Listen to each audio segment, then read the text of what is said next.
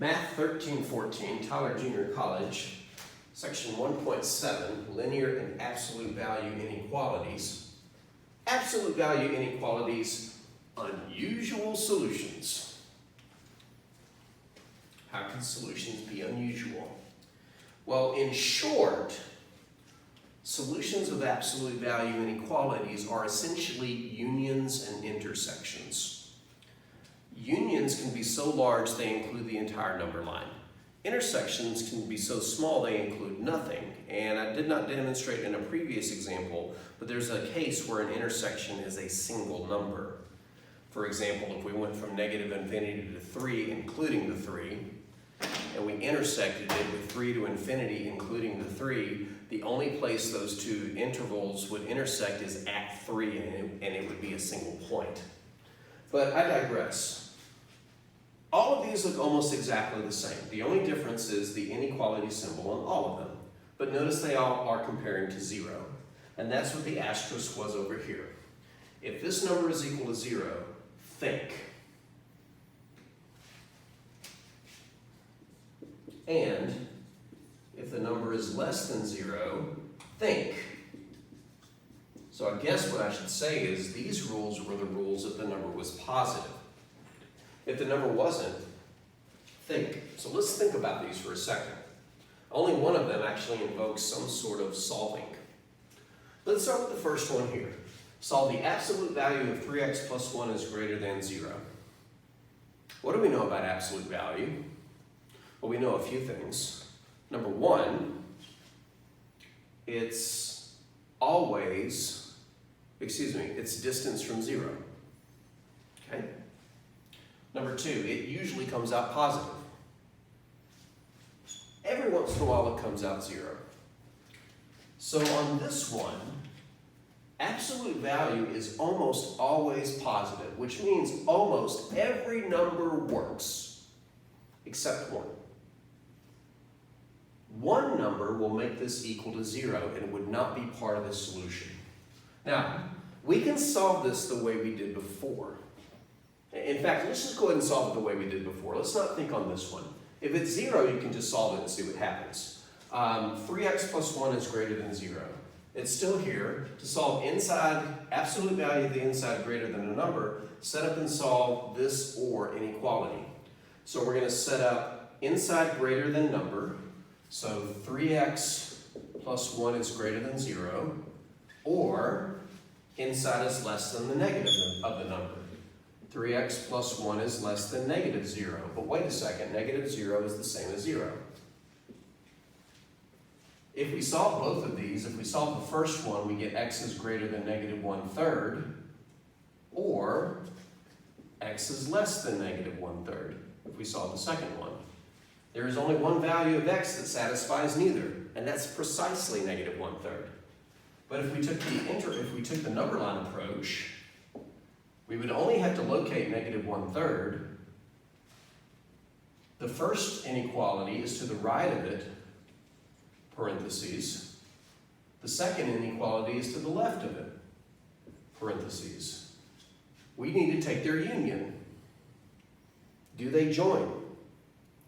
In other words, can I just shade it in and be correct from left to right and not stop? No. Because if I shade it all the way across, I would shade the negative 1/3, but it belongs to neither.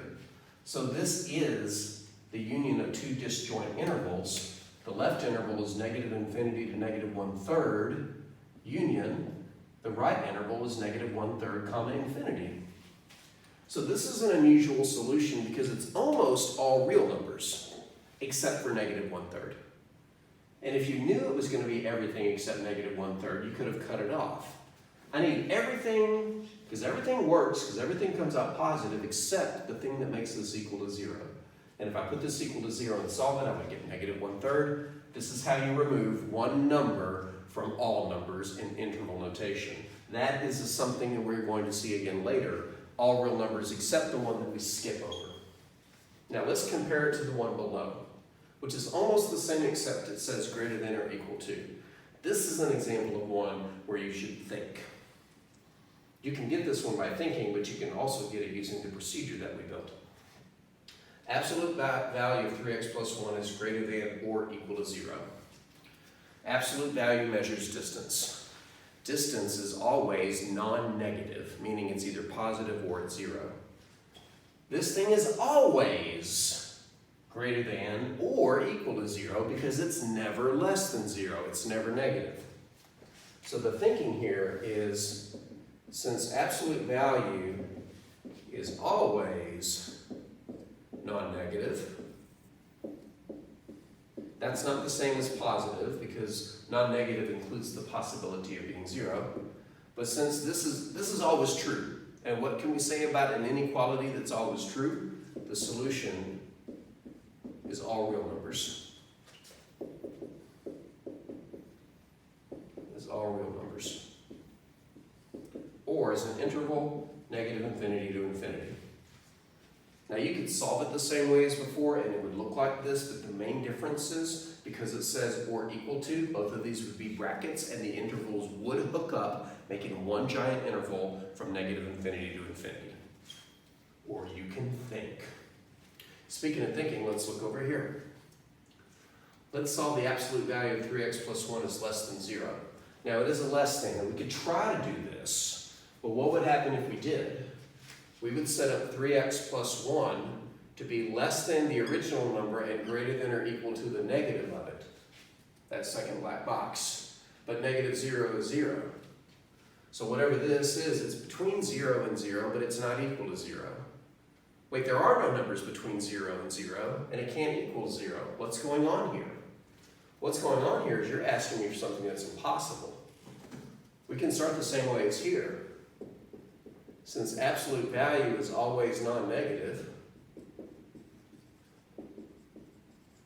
so it's either positive or 0, then this will never be true.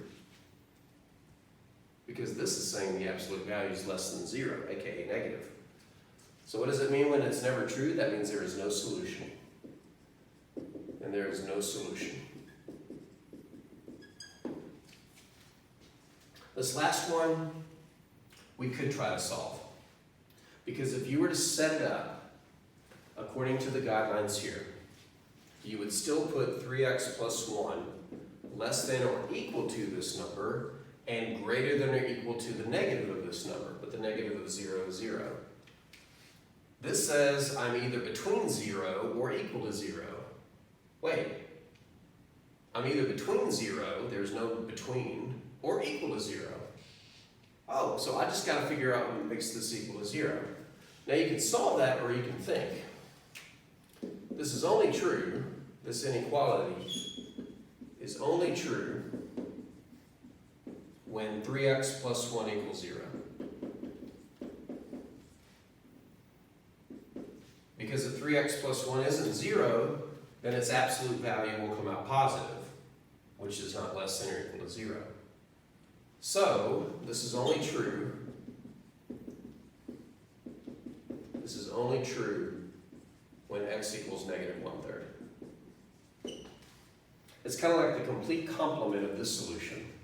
This solution was everything except negative 1/3. This solution is nothing but negative 1/3. So if you're comparing an absolute value to 0, you can think, or you can try to follow procedure. But if your solution is no solution, or all real numbers, you should be able to think it without doing any solving. Now, I do want to show you real quick what happens if you're comparing an absolute value to a negative number. This is a much easier discussion than comparing to 0. 0 just wreaks havoc on absolute values. You think it wouldn't, but it does on absolute value inequalities. But if the number you're comparing to is less than 0, this is even easier. For example, let's say I ask you to solve some horrible looking absolute value. Absolute value of x squared plus 1 over 3 minus x plus 2 over 7. We'll close that off.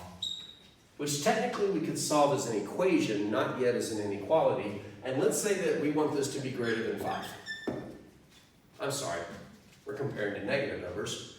Greater than negative 5. Think. This is still non-negative. Since absolute value is non-negative, It's always greater than 5, negative 5. It's always greater than negative 5. Think of it on a number line. Here's 0.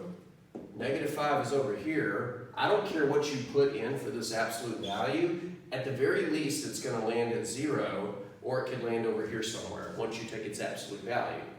It's always to the right of 0, so it's always to the right of negative 5. That means this is always true. And when it's always true, that means that every x is a solution.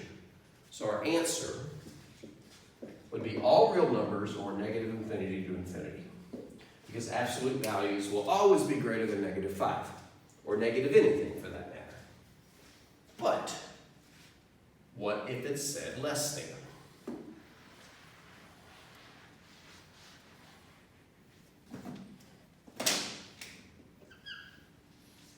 This is always non-negative, so it's always to the right of 0. This is asking it to be to the left of negative 5. Again, using the number line as a frame of reference, absolute values will always land over here once you've taken an absolute value. It either comes out positive or it comes out 0. What this inequality is asking is when will it land over here? And the answer is never, because absolute values can't come out less than negative 5 because they can't come out less than 0. So nothing works, which means there's no solution. So an absolute value greater than a negative, all real numbers. Absolute value less than a negative, no real numbers, no solution.